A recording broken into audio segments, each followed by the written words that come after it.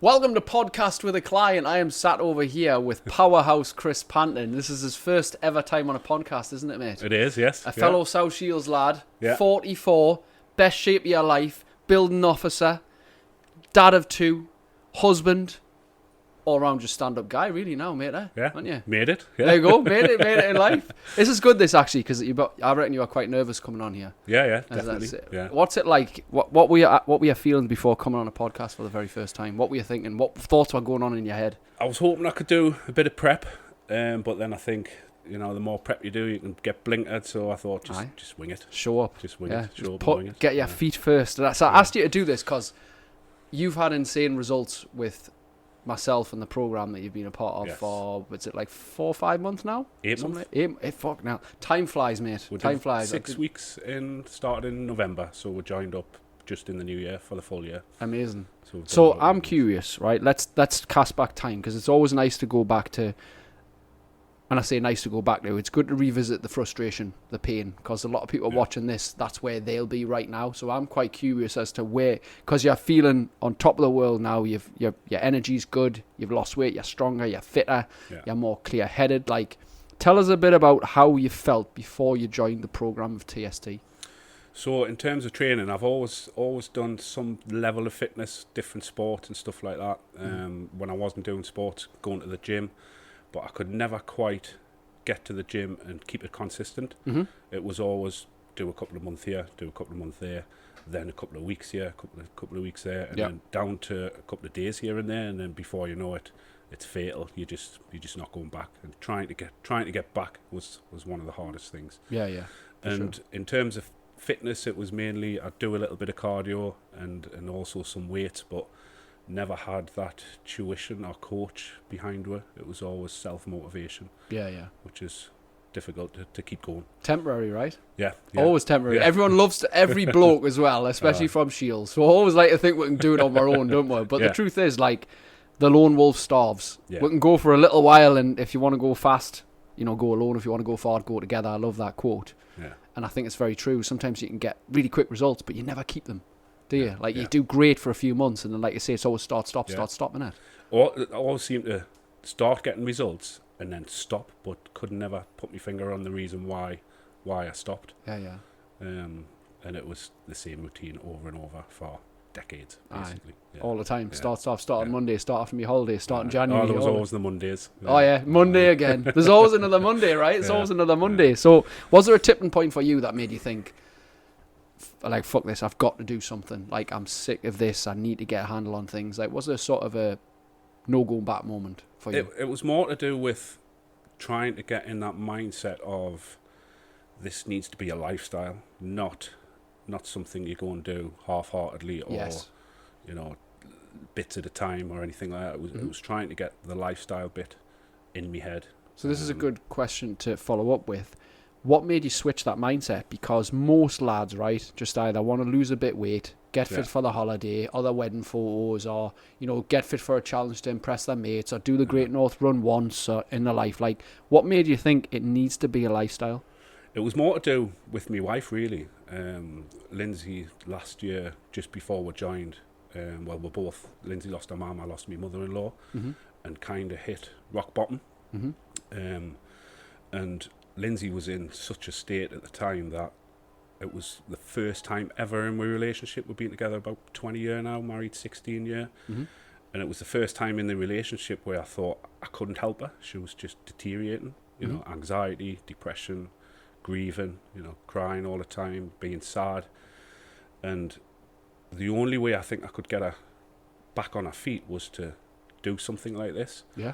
And it wasn't until a colleague of mine, Alan Casely, he started up as well, and I could see a massive change in him, and it was more mental health. He was really upbeat, he was bouncing around the place, and I thought at the time, this is what Lindsay needs. So I managed to get her on board. We spoke to you a little bit before, we put a date down and kind of committed. And when we actually got here, within a couple of days, it was almost like someone just picked her up and put her back on her feet, and she was away again. And watching that, I kind of knew deep down that if you change your mindset and have it as a lifestyle, that that would help. But watching two people do it. First, my colleague, Yeah. and then how quickly it helped with my wife. I thought this is the way to go. Amazing. Yeah. Class. Yeah. And like, it's a if we just backtrack a little bit in that story, when you're in that low depressive, anxious state, when you can't see the wood for the trees, if you will. Yeah. Like, you can get in your own head. It's very, very difficult to know what to do. How did you think to know that movement? We like to say movement is medicine. Yeah. And it's not until you actually do it that you feel it. Yeah. It's difficult, that concept, to get through to people, isn't it? Like, Yeah. if people are feeling not very well in the head, like, try exercise, and they're like, no, I'm too low for that, or I haven't got the mood for that, or I haven't got the energy, or I'm not in the right place. Like, what made you think that actually the movement is the medicine? What kind of flipped that switch on things, do you think? How did you know really deep down that was the thing to do? So I've always suffered from bad backs, and for the last 20 years I used to be a joiner by trade, and I was self-employed. So when I used to hurt my back, it's typical name is slip disc, but it's prolapsed disc or herniated disc. Okay. I used to rest as much as I could, get some physio, get some chiropractor, but it would never quite get it fixed. Mm-hmm. What I used to try and do is really drag myself to the gym and start to do like small light exercises. Mm-hmm. Yeah. And that's where I seen the improvement. Yeah. But trying to get to the gym with a bad back was always difficult. Yes. And you'd always put it off. Mm-hmm. And that's kind of where I thought, just get the movement and everything will fall in place afterwards. Yeah. In terms of the pain and getting your mobility back. Yes. And everything like that. Yeah. So it was mainly, I kind of knew deep down that's the way to go, but trying to drag yourself there was the difficult bit. Yeah, it's very difficult as well, like keeping on the bad back subject, because we know a lot of people with bad backs. Like, I've dealt with loads of lads with bad backs over the time, whether they've been active workers or even if they're sedentary. Sometimes that's even worse.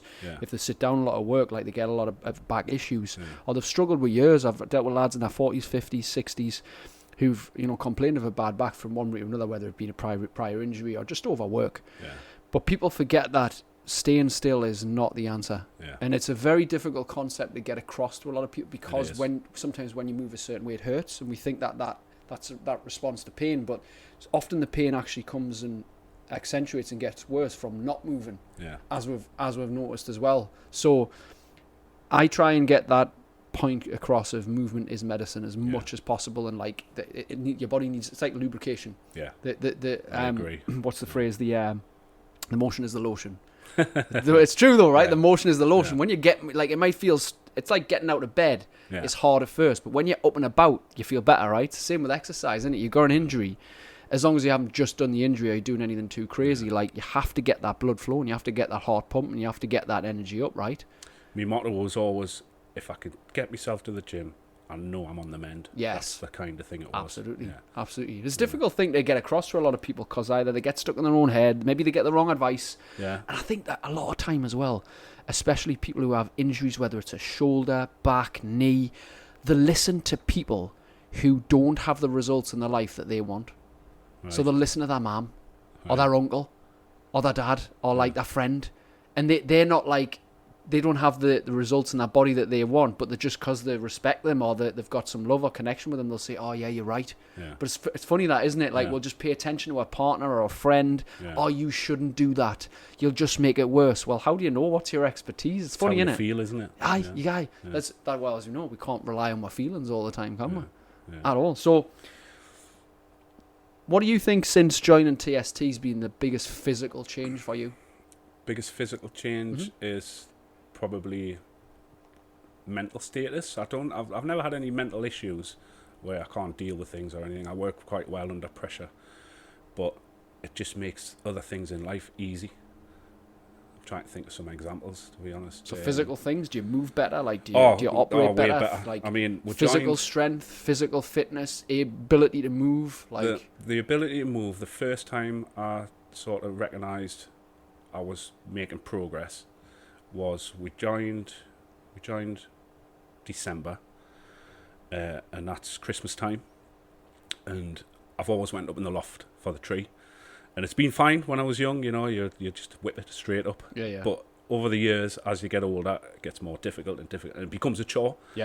And I remember last year, it's like, oh, the tree's got to go up. Few weeks later, the tree's got to come down. A few weeks later, it's got to go back up, and you struggle to get through the loft, and you're at the top of the ladder, and it's like, I'm too old for this now.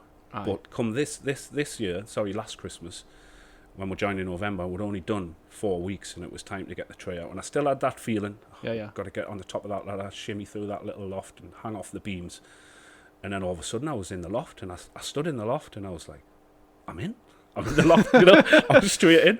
And that was kind of one of the first times I thought, this is the way to go. Yeah. After a few weeks, and that was only a few weeks. And people forget it's like everyone wants to obviously look great on a photo. Everyone wants to shed weight, look great in a t-shirt, whatever. But they forget about how you move. The little things like getting in the loft, getting in and out of the car, getting out of bed, like bending up to pick something up, like playing with your grandchildren, picking things off the floor. Like you forget that's quality of life, innit? Being able to do them things without pain is like, that's quality of life, innit? Yeah. People forget about that. So what do you think's been the most unexpected change? Unexpected change? That you thought, I didn't even realise that. Difficult one. I mean, another change I've got similar to the loft was me surfing. It's really started to deteriorate. Fitness-wise, when you're out there in challenging conditions, you got to be on top of your game, otherwise it becomes dangerous. But also supple.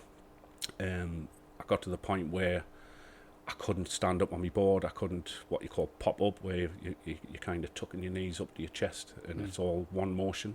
So that started to deteriorate, and I thought, the sport I love was, I kind of got to hang up my board and hang up my wetsuit. And but then after I got through my back injury and started getting into this training, and back out surfing again, it's just improved. I'm almost back to where I was. Yeah, it's a shame that, isn't it? How people let like physical hobbies go. Yeah. Even if they can't do them to the level they did 20 years ago. Like it's nice if a lad can still play football or still go and have a game of cricket or like whatever is that physical hobby.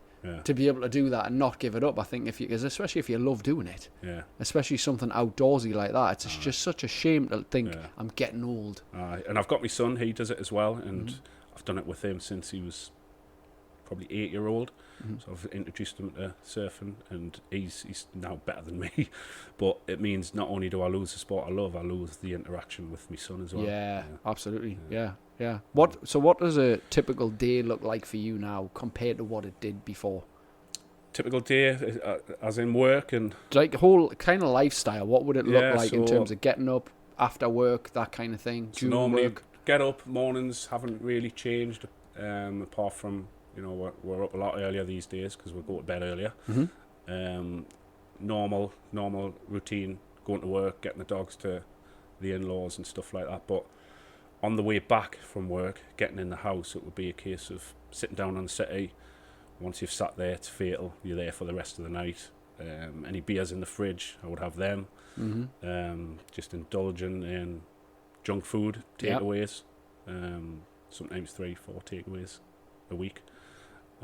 Think about how much that costs as well. Exactly. It's easy, 20-30 quid a takeaway. Easy, innit? Yeah. And the alcohol, I mean, not an alcoholic in any way, but if there was a few beers in the fridge, I'd have some with me tea, before you know it, you've had 3 beers on a what we'd call a school night. Yeah. Same the next day, and then when it comes to a weekend where I would religiously drink, it means you've got to get through 4, 5, 6 cans before you're at a level where you can start drinking. Yeah. To get drunk, basically. Yeah. So you find you're just drinking two crates of beer a week, 1 through the week, and then 1 on the weekend, which you would normally do. But now the change is we don't sit down. We're here 3-4 times a week.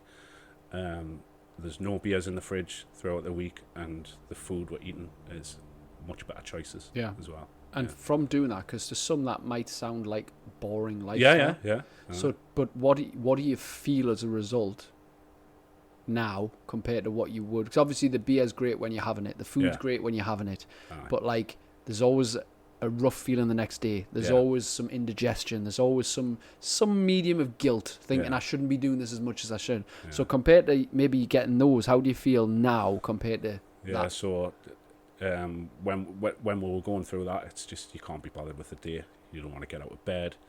You do anything to pull them covers back over. But these days, it's you're up, you're ready for the day.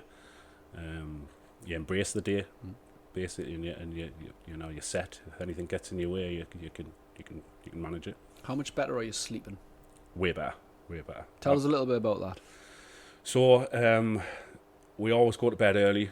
Years ago, we used to watch soaps. We haven't watched soaps, I would say, 10 years now. But I can go to bed if you speak to Lindsay. She's nudging us within the next 10 minutes. I'm sorry, my head off. And sleep right through, undisturbed Nice. sleep. What do you think's contributed to that the most? Then? I think it's just the choices. You know, I'm not drinking. My body's not detoxing itself with all of these wrong foods and alcohol. Drinking a lot more water as well. Not quite the 2 litres a day that we should be doing, but still drinking enough. Yeah.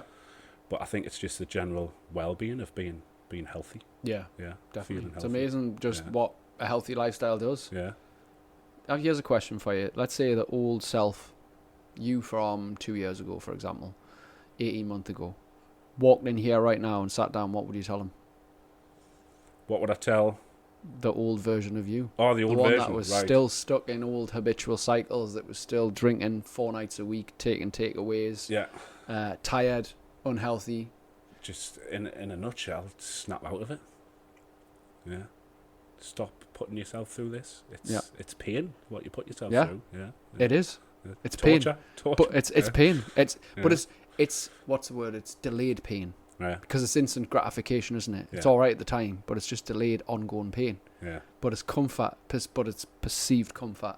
Yeah. It doesn't bring comfort. It actually brings more pain. Yeah. Brings more pain. If you were, here's a question. So, what do you think's the dumbest excuse that you've used before joining up with my program and TST? Because obviously, over the years, you've probably wanted to jump into things, but you've made excuses to why you can't do it. Yeah. And you've been, I can't because X, Y, Z. Like, what do you think's the dumbest excuse that you've made in the past, like maybe even years ago? Sometimes I used to blame me back. All right. And use that as an excuse. Yeah. Even though it might not have been 100%. Yep. But there's a little niggle there, and I say, I can't do that because of me back. Yep. But really, you can. Yeah. Yeah. Yeah. And the Monday thing, there's always been the Monday. The Monday. The Monday's mad, isn't it? Like, as I lived the starting Monday cycle from age 16 when I started to try and lift weights and go to the gym or whatever. Yeah. And if I miss a few days, I go, I'll start on Monday, because you heard other people say it. Aye.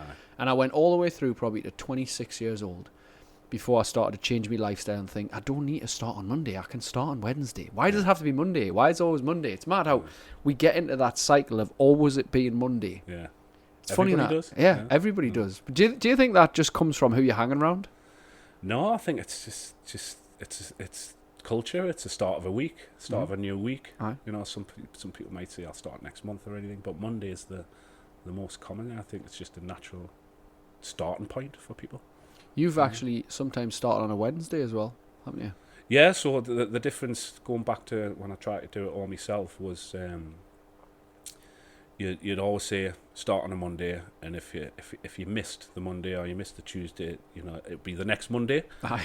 But what I found now is, look, if you've missed something, just get straight back into it. Yes. Doesn't matter whether it's Monday, Tuesday, Wednesday, Thursday, Friday, Saturday, just jump straight back on it. Yeah, the most important one's the next one. Like it is. Sometimes it's Wednesday, sometimes it's Saturday. Yeah.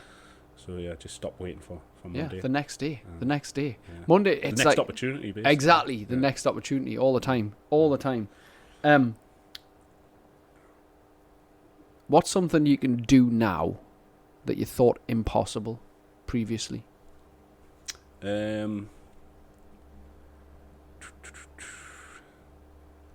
a bit of a difficult one because I've always kind of been dipping in and out of it. I've never been where I've physically can't do nothing.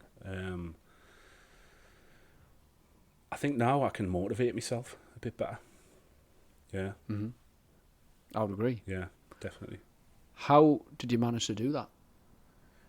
Just seeing the results from consistency and Yes. how it works. Yeah. Yes. Yeah.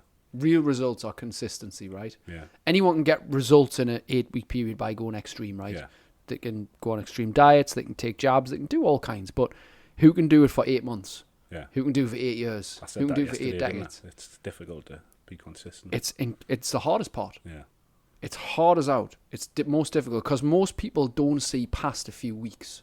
Yeah. That's a difficult mindset to break, isn't it? Because when you get in the gym, you're thinking, "Oh, if I can just get a week ahead," or you'll say, you know, July, I'm off the dry January. Great example. Yeah. People can do dry January, Yeah. but as soon as February comes, right? Well, there's no point now. Yeah. Okay, it's not to say that's an example of why we're so short-term thinkers. So, what's helped you think more long-term? Because the motivation side is temporary. You can have motivation for January. You can have motivation for the summer. You can have motivation before your holiday. Like, you've managed to motivate yourself long term now. Yeah. And even when you don't feel like it, you do it anyway. You find something from somewhere. So what's been your little shift in your mind to make that happen more regularly? Some days you really can't be bothered, you know, and that's just natural. But if you manage to drag yourself there, you tend to find you have a better day than you do when you feel good. And Yes. that's what kind of gets us there. You know, you're half-hearted, you've got to drag yourself up. But actually, when you're there, you have one of the best sessions that you've had. So would you say on those days, you're not actually using motivation? What could it be? Discipline. Discipline, right? Yeah. When you don't feel like it. Yeah. When you don't you just do it anyway. Yeah. But then you get the motivation after the discipline, don't you? Yeah.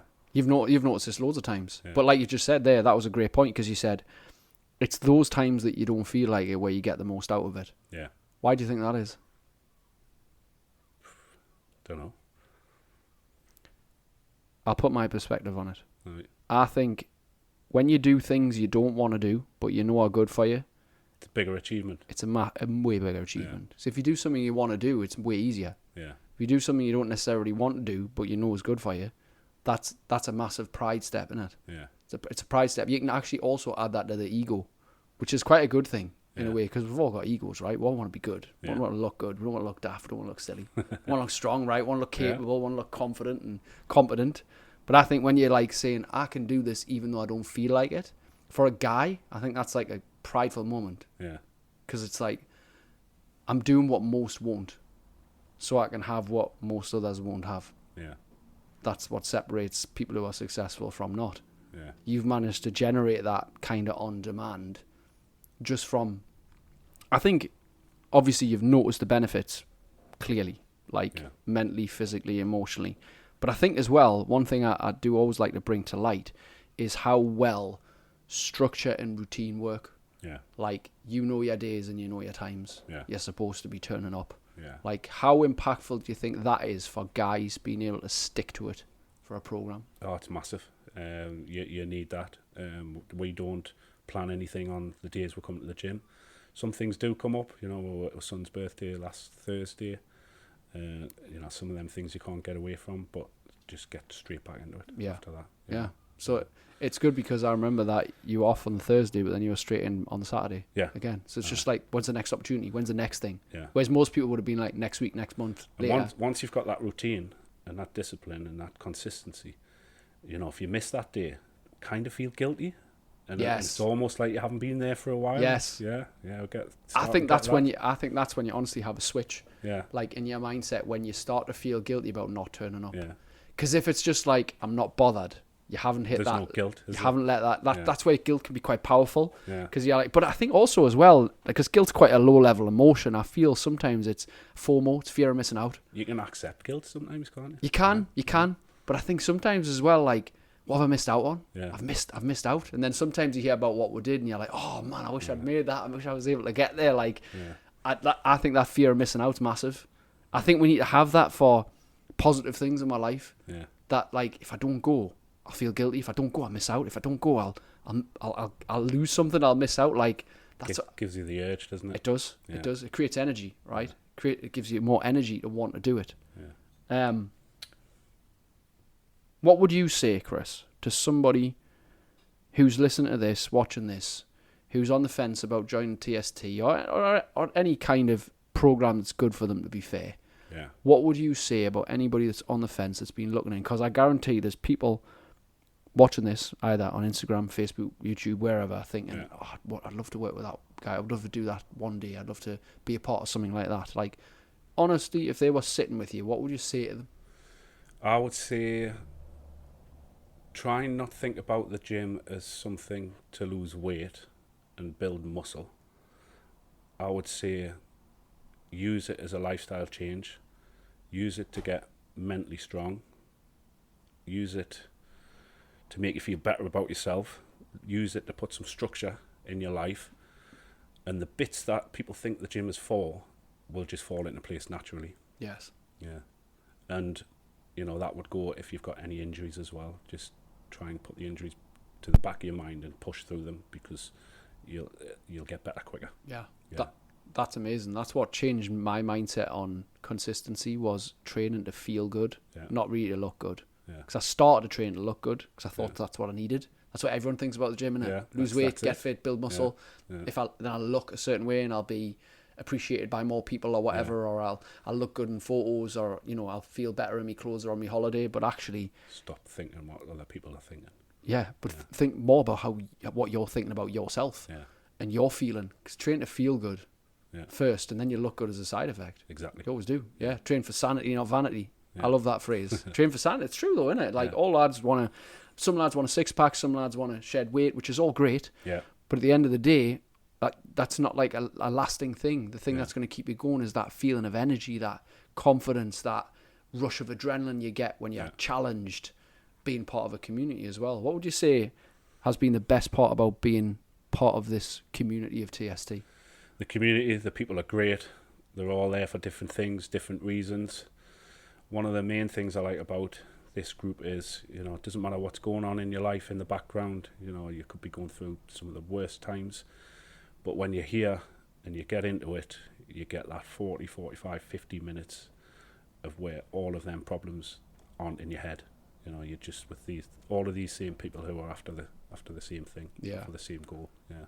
Here's a question on the spot for you. Who in TST have you been inspired by? There's a few, actually. Okay. Give them a shout out and tell them why. Yeah, Scott. Which Scott? I'm not sure his surname. Scott. From the evening crew or the morning crew? Evening crew. Scott Woodhouse. Scott Woodhouse, yeah. He's a bit of an inspiration. Little bit of background from him. I don't think he did any exercise throughout his whole life. Yeah. And when he came, he really struggled. Scott couldn't do one sit-up when he started. I was just about to say that. I One watched sit-up. him. He couldn't do one And then, sit-up. like, in 3 weeks, he was bashing them out. And now he's, like, one of the fittest in the whole fucking crew. Yeah, he's definitely one of the fittest. Amazing. From zero to fucking high level in a very short space of time. Yeah. So he's a bit of an inspiration. Alan Casely, you know, he's in really good shape. And Alan started in his 60s. Yeah. Which you forget about that sometimes. Like, I hate that excuse of I'm too old. I'm like, this dude started in his 60s. He's gotten in the best shape of his life in the last fucking 8 months or whatever. You can fucking start when you're 45. And I've watched him. He's quite competitive. I've seen him up against Craig. And, you know, it'll not be long till he beats Craig. I know. And just for context for everyone, Craig's fucking 24 something, isn't he? I mean, I had a little go on, was it Wednesday? When we were running back and forwards, I picked up the pace and he picked up the pace, but he beat us on the last 3 seconds. Or So like it's that. Youth, man. Sometimes youth, you know, it gets where I'm sort of noticing. But I like how competitive people are, and you know, everybody knows everybody's abilities, and they work together on that. Yeah, it's a great community. Yeah. If we were to round this out? What's the one mindset shift you've had that's been the most impactful for you in the last 8 months? Like, if you think back to the old you, now the new you, because obviously everyone likes to think it's about the body. It's not. The body, like, mental health needs physical support. Yeah. I love that phrase. I think that deserves a lot of attention because it's true. You do get mentally better and mentally well when you are physically in shape. But you build the mental strength, like you've said, through the discipline and consistency. Yeah. But there's probably something in your mindset that's switched now that 9, 10, 12, 18 months ago was not there at all. If you could encompass it into one sentence or phrase or quote or whatever, What would you say has changed the most in Chris Panton's mindset over the last year? It would be stick at it. Just get yourself there. That was always the hardest thing. On and off, in and out, Yes. in and out. When it clicked for me, it was just keep doing it. Yes. Just keep going. Yeah. Yeah. Consistency beats intensity. Yeah. Yeah. Yeah. Because again, like we're talking about, like Craig, he can go very intense because he's young. Yeah. And a lot of people can do that for a short period of time. When you're younger, it's way easier. Yeah. When you're in your 20s, like you recover like that, right? You really do. Yeah. But as you get older, it takes a bit longer. And I think a lot of lads as well, like obviously I'm approaching 40, you're in your 40s. We do slow a little bit, but we take longer to recover. And sometimes that's a problem for the ego because we like to be good a lot. You know, we don't like to be the slowest. We don't like to be behind. Yeah. We don't like to feel embarrassed. And that's obviously a barrier for a lot of people for starting a journey in health, I feel, because they've let themselves go for a bit. They're going to feel behind. They're going to feel embarrassed. But what we have to remember is what you've just said there. It's about showing up. Yeah. Getting there. It's not about performing 10 out of 10 all the time. Yeah. It's not about giving 120% or nothing. Like go hard or go home. Just turn up. Yeah. Sometimes you might have to go 5 out of 10. Go through the notions. Just get the blood pumping. Get the heart pumping. Get a couple of beads of sweat dripping. Sometimes that's it. Yeah. And you will have days like where you're fucking lathered and you're like, I can't push anymore. I'm ruined. But there's also be days where you turn at me like, I really enjoyed that. I've got more energy now. Yeah. I've just pushed a bit, and I've you'll do your 6 out of 10, your 5 out of 10s when you need to. There's often you come out and you think, oh, I could do that again, and you've worked hard, and that's good. Yeah. And that's good. You've worked really hard, but you've still got the energy to do stuff. Yeah. But there's other times when you're like fucked. You're like, oh my god, I couldn't have pushed any further. Yeah. But you can't keep them up, especially as lads in my 40s and beyond. Like we can't do them kinds of trainings all the time. Yeah. Like you're just battering your body. It's about the times where you finish your training and you feel fucking good. Yeah. You don't feel wrecked. Yeah. But that's what happens when you develop consistency. You have your days where you go all out and your days where you're like, I feel good, I could do that again. Yeah. That's all right, isn't it? Yeah. It doesn't have to be all out. Chris, thank you so much for your attention and your presence and your amazing energy today. Thank you. I really appreciate it. And I think this will inspire some more people to consider their health a bit more, understand it's not all about 6 packs and biceps, especially for lads as well, lads around South Shields, lads who are, in their 40s. It's all about up here, innit? Yeah. We'll realize it's 80% mental, 20% physical. Easy, if not more. And then when that clicks, everything else clicks, doesn't it? It does. That's what it's all about. Yeah. Cheers again, Chris. Appreciate it. Thank you. Mate. Thank you. Cheers. Hey, if you've enjoyed this video, don't forget to leave a like, drop a comment, and click the subscribe button and turn notifications on so you are notified of every new video that drops every single week here on the channel. And also, if you would like a free copy of my second book, Supercharged, the modern day guide to creating outstanding levels of energy, motivation, and self-control, then I've got it on audio right now. All you need to do is go to superchargedaudio.com, enter your details, and it's yours to your email inbox for free. Let's go. See you on the next video.